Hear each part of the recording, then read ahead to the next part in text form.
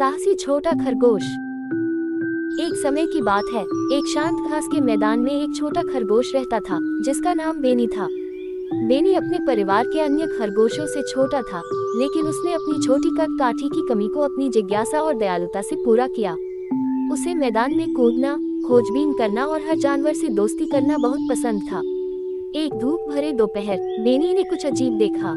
मधुमक्खियां जो आमतौर पर फूलों के चारों ओर भिनभिनाती रहती थी, कहीं नजर नहीं आ रही थी। बिना उनकी प्यारी भिनभिनाहट के मैदान असामान्य रूप से शांत लग रहा था। बेनी चिंतित हो गया। उसे पता था कि मधुमक्खियां फूलों को बढ़ने के लिए और सभी जानवरों के लिए भोजन पाने के लिए कितनी महत्वपूर्ण हैं। उसने फैसला किया कि वह जानने की कोशिश करेगा कि उनके साथ क्या हुआ है। बेनी ने मैदान के किनारे पर स्थित एक ऊंचे ओक के पेड़ में रहने वाले बुद्धिमान पुराने उल्लू ओलिवर के पास जाकर पूछा, ओलिवर, क्या आपने मधुमक्खियों को देखा है? वे गायब हैं और फूल उनकी कमी से उदास दिख रहे हैं। ओलिवर ने सिर झुकाकर कहा, मैंने मधुमक्खियों को अंधेरे जंगल की ओर जाते देखा। वे डरी हुई लग रही थी, लेकिन मैं नहीं जानता कि क्यों। यदि तुम वहां जाओ तो सावधान रहना, छोटे खरगोश। सावधान किए जाने के बावजूद बेनी ने महसूस किया कि उसे मधुमक्खियों की मदद करनी होगी। उसने एक गहरी सांस ली और अंधेरे जंगल में जाने का निश्चय किया। वहां पेड़ ऊंचे और घुमावदार थे और धूप मुश्किल से जमीन तक पहुंचती थी। ये थोड़ा डरावना था, लेकिन बेनी ने ठान लिया कि वह मधुमक्खियों को ढूंढेगा।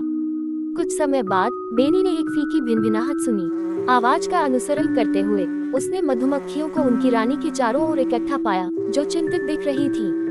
नमस्ते मधुमक्खियाँ, बेनी ने पुकारा, आप लोग जंगल में क्यों छुपे हुए हैं? फूल आपके बिना उदास हैं। रानी मधुमक्खी ने उदास स्वर में कहा, ओ छोटे खरगोश, हमें समस्या है। एक बुरा चिड़चिड़ा भालू जिसका नाम ब्रूनो है, उसने हमारे मैदान पर कब्जा कर लिया है। वह डरावना व्यवहार करता है और हमारे फूलों को नष्ट कर रहा है। हम लौटने से डरते हैं। बेनी की छाती में एक हलचल हुई। वह केवल एक छोटा खरगोश था और ब्रूनो भालू बहुत बड़ा और मजबूत था।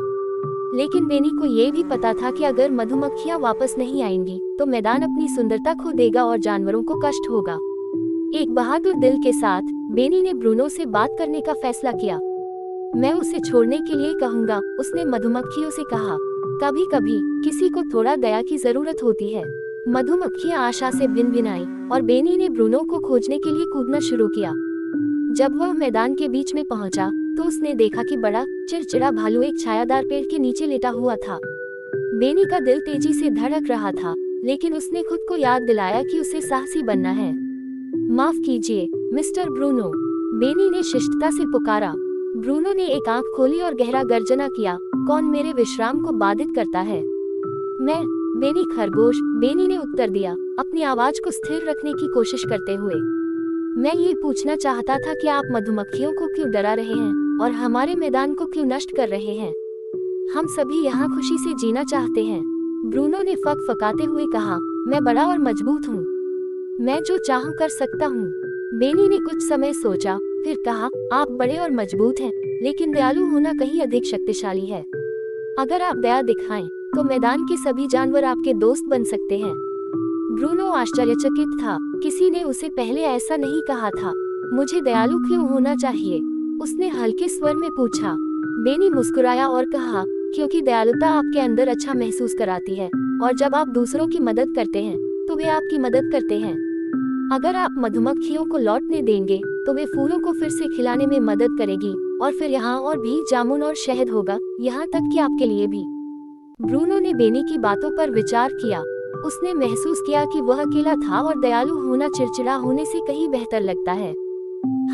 उसने बड़बड़ाया, मैंने इस बारे में पहले कभी नहीं सोचा। ठीक है छोटे खरगोश, मैं इसे आजमाऊंगा। अगले दिन मधुमक्खियां मैदान में लौट आई और ब्रूनो ने उनका स्वागत दयालुता से किया। उसने उन्हें नए फूल खोजने में भी मदद की। मैदान फिर से रंगीन हो गया और सभी खुश थे। बेनी हीरो बन गया, न केवल इसलिए कि वो सबसे बड़ा या सबसे मजबूत था, बल्कि इसलिए कि उसने दयालुता से बहादुरी दिखाई। और उस दिन से ब्रूनो भालू मैदान में सबसे मित्रवत भालू बन गया और सभी ने सीखा कि दयालुता एक शक्ति है जो जीवन को सभी के लिए मीठा बनाती है। कहानी का नैतिक, दयालुता एक शक्तिशाली ताकत है जो दिलों को बदल सकती है और दुनिया को हर किसी के लिए बेहतर बना सकती है। दयालुता का सबसे छोटा कार्य भी बड़ा फर्क डाल सकता है।